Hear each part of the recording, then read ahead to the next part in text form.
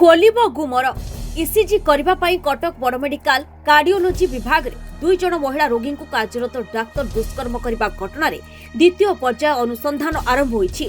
घटनार अनुसंधान पई जातीय मानवाधिकार कमिशन को निर्देश परे कटक सदर उपजिलापाल नेतृत्व में गठित होइतिबा एक टीम एही अनुसंधान आरंभ करिछि।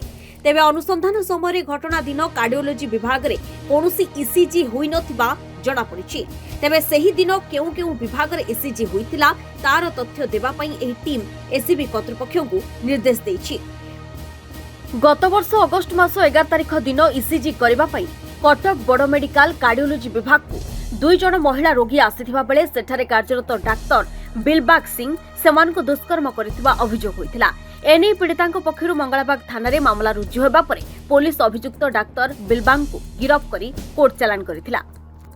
सेबडे खूब शीघ्र तदंत शेष करी रिपोर्ट दाखल कराजिबो बोली कहिसंती कटक जिला मुख्य चिकित्सा अधिकारी।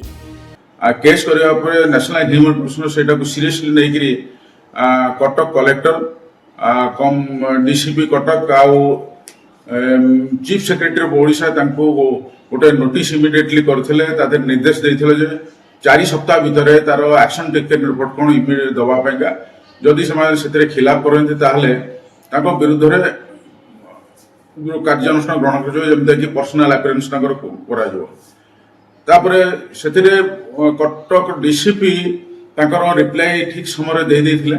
कटक कलेक्टर मध्ये ह्यूमैनिटी कमिशन नोटिस करथिले किंतु मु जति जानि जे से आपर कोन से प्रकार किसी पदक्षेप नै नथिले। वर्तमान ताका निद भागिला वर्तमान से गोटे कमिटी फॉर्म कोइ आज तार कोन सब विचार भी चली छी। तथापि आमे विल कोन आमे जे कंप्लेंट टाटू डाटा मगोछु प्लस मेडिकल कॉलेज टू डाटा मगोछु सब डिपार्टमेंट जो ईसीजी अछि ताटू भी डिपार्टमेंट मगोछु and will do another inquiry for final opinion. किंतु ईसीजी लिखा है सेति पई तो आमे कंफ्यूज जे एक्चुअली वो डिपार्टमेंट रे ईसीजी करा है सब डिपार्टमेंट को कही तमें से दिन ईसीजी कौन कराई कौन इनसीडेंट कौन डिटेल दियो।